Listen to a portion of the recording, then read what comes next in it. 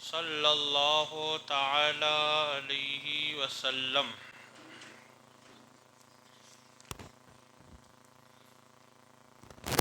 میرے پیارے آقا صلی اللہ تعالی علیہ وسلم کے پیارے دیوانوں، اللہ تبارک و تعالی کا ذکر کرنا یہ بندے کے لیے بڑی سعادت مندی کی بات ہے۔ حضرت عمر بن شعیب رضی اللہ تعالی عنہما سے روایت ہے، وہ اپنے والد سے اور وہ اپنے دادا سے روایت بیان کرتے ہیں۔ انہوں نے فرمایا کہ رسول اللہ صلی اللہ علیہ وسلم نے فرمایا، جو صبح کو 100 بار سبحان اللہ پڑھے اور شام کو 100 بار سبحان اللہ پڑھے گا تو 100 حج کرنے کا ثواب اللہ عطا فرماتا ہے۔ اب یہ اللہ رب العزت کا نام اقدس ہے سبحان اللہ، یعنی اللہ تعالیٰ کی پاکی بیان کرنا۔ اب یہ 100 بار آپ صبح میں پڑھو اور 100 بار شام کو پڑھو تو اللہ تعالیٰ اتنی برکتیں عطا فرماتا ہے کہ 100 بار حج کرنے کا ثواب اللہ تعالیٰ بندے کو عطا فرما۔ اور جو صبح کو 100 بار الحمدللہ پڑھے اور 100 بار شام کو، تو اس جیسا ہوگا جو اللہ کی راہ میں 100 گھوڑے خیرات کرے۔ اب 100 گھوڑے خیرات کرنا، یہ پہلے کے زمانے میں سرکار علیہ السلام کے زمانے میں یہ جو گھوڑا تھا بڑا قیمتی جانور سمجھا جاتا تھا، اور آج بھی بہت قیمتی ہے۔ ابھی بھی آپ دیکھنے جاؤ تو نارمل جو گھوڑے کی نسل ہوتی ہے اس میں الگ الگ نسلیں ہوتی ہے، اور جہاں تک مجھے معلوم ہے کہ میری جانکاری کے 17 یا 18 نسلیں تو میں جانتا ہوں گھوڑوں کی، اس کے علاوہ اور بھی بہت ساری نسلیں ہوتی ہے اس میں۔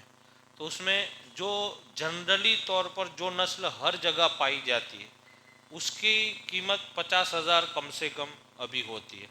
تو اس زمانے میں بھی بڑا قیمتی جانور ہے، لیکن اس زمانے میں تو اور قیمتی مانا جاتا تھا۔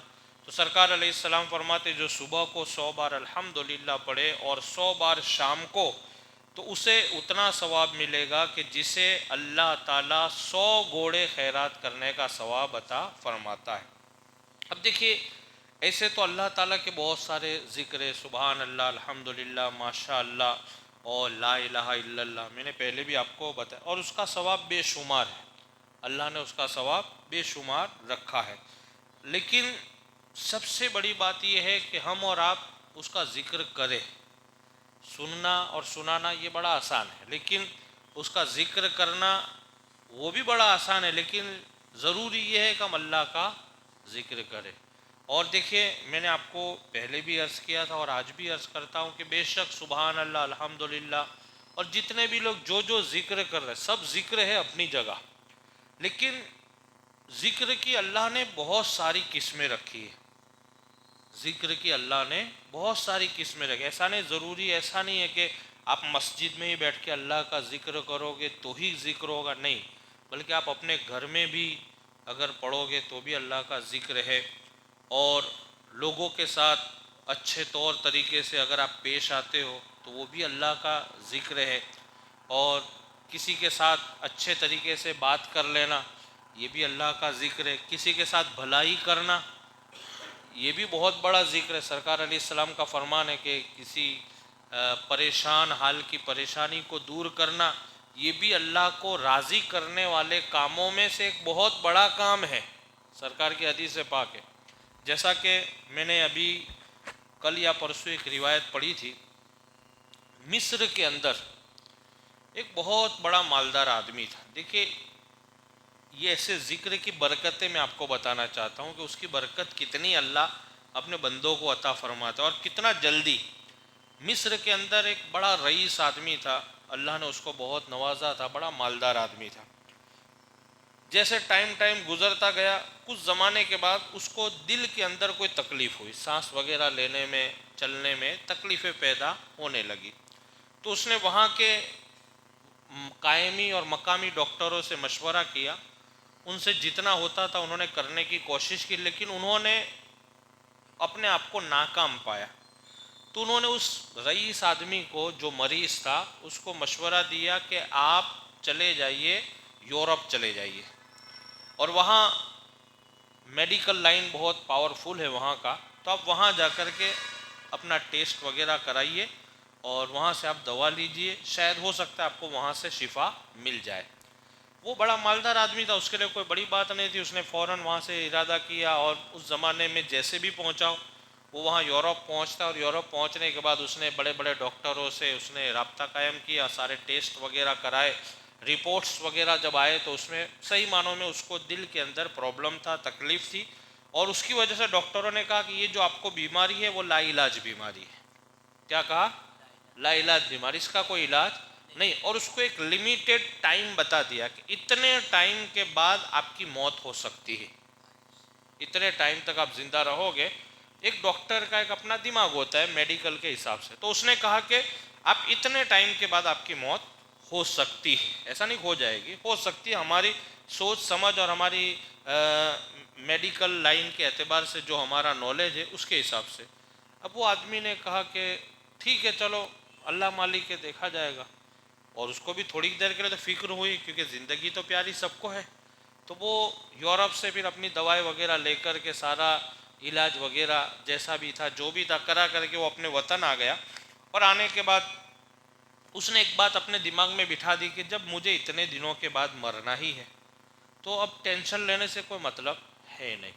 تو پھر اس نے دیکھا کہ اب اتنے دن بچے ہیں تو لاؤ میرے گھر والوں کے ساتھ میں اچھے طریقے سے رہوں، کھاؤں پیوں، یہ کر لو۔ تو ایک دن وہ گوشت لینے بازار میں گیا، گوشت کی دکان پر۔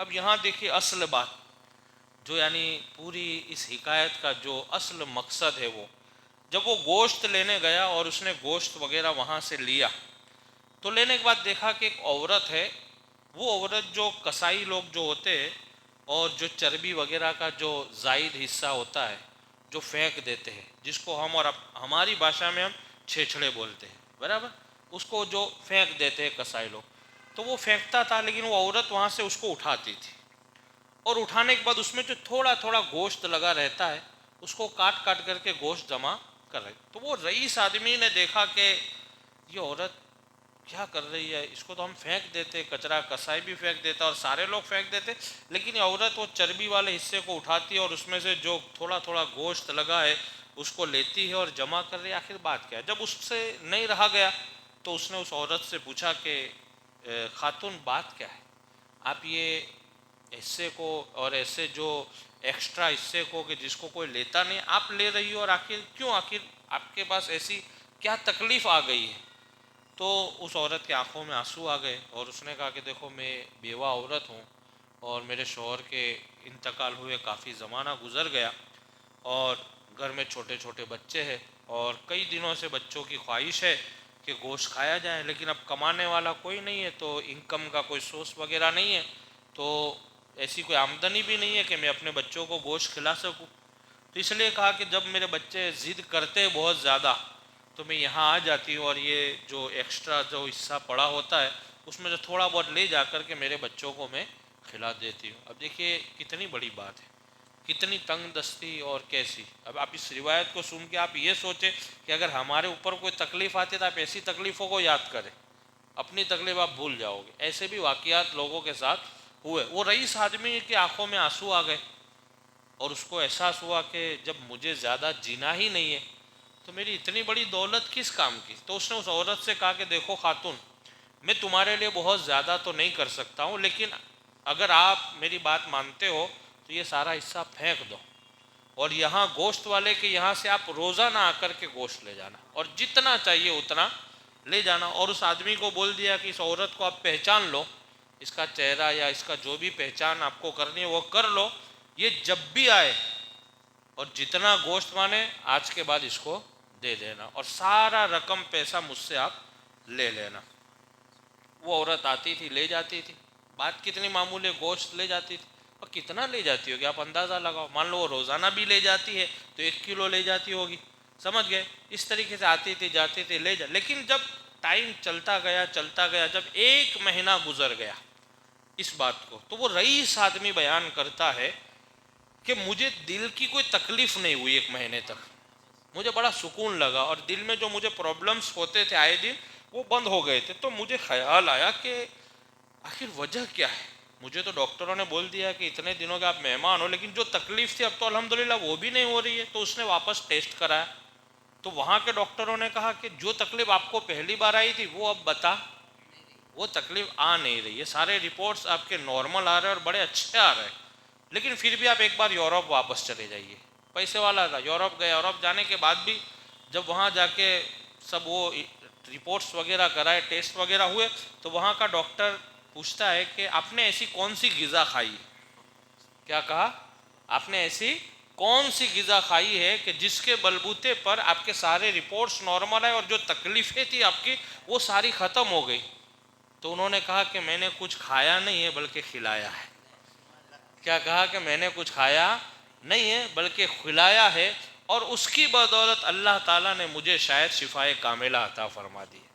تو یعنی ایسا بھی ایک اللہ کا ذکر ہے، کرو مہربانی تم اہل زمیں پر، خدا مہرباں ہوگا عرش بری پر. یعنی جب بندہ زمین والوں کے ساتھ مہربانیاں کرتا ہے تو اللہ تعالیٰ اس بندے پر اپنی بے شمار مہربانیاں نازل فرماتا ہے. تو یہ بھی ایک اللہ کا ذکر ہے. اس لیے کبھی کبھی حضور پاک علیہ السلام کا فرمان ہے کہ کبھی کبھی ہو سکے آپ سے تو آپ ایسے مکانوں میں بھی آپ دیکھ لیا کریں کہ جن کے گھروں میں تنگ دستی ہے، کہیں ایسا تو نہیں ان گھروں میں کھانا نہیں پکتا ہے. اور اگر ہو سکے تو آپ ان گھروں میں کبھی کبھی کھانا پہنچایا کریں. آپ سے جو بھی بن سکتا ہے، یہ حضور پاک کی حدیث پاک ہے کہ ایسے گھروں میں کھانا پہنچایا کرے. وہ آپ کو ظاہری طور پر لگے گا کہ بھئی ہم گوشت دے رہے ہیں تو 500-700 روپے کا چلا جائے گا، 800 روپے کلو ہے، اور مان لو گوشت نہیں دے رہا ہوں، دال چاول دے رہا ہوں تو 200-300 روپے کا چلا جائے گا، میرے پاس رہے گا تو میرے 2 دن چلے گا، 5 دن چل جائے گا. ظاہری طور پر آپ کو تھوڑی دیر کے لیے ایسے اسباب سامنے آئیں گے کہ آپ کو روکیں گے کہ بھئی یہ 500-700 روپے تو آپ کے 2 دن چلیں گے، 3 دن چلیں گے، 5 دن چلیں گے، اس طریقے سے گزر بسر ہو سکتا ہے. لیکن وہ ظاہری طور پر ہے. حقیقت میں اگر آپ اللہ کی رضا کے لیے دو گے تو اللہ تو بڑا کارساز ہے، اس سے بہتر ہم کو عطا فرمائے گا. اللہ سے دعا ہے اللہ رب العزت مجھے اور آپ تمامی حضرات کو زیادہ سے زیادہ ذکر کرنے کی توفیق عطا فرمائے. ان